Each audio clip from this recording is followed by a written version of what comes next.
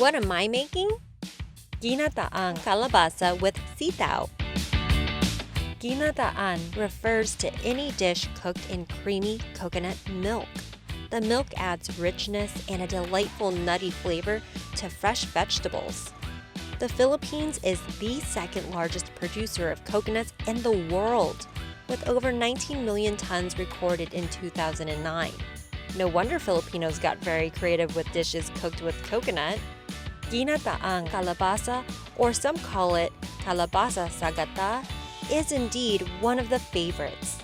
Today, we are using fish instead of the usual shrimp. That's my choice when I don't want to deal with having to peel shrimp.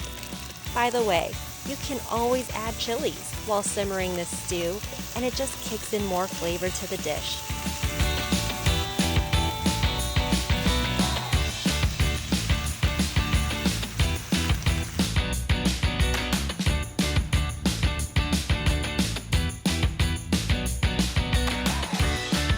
Don't forget to shop for complete ingredients. Find Seafood City Supermarket on Instacart.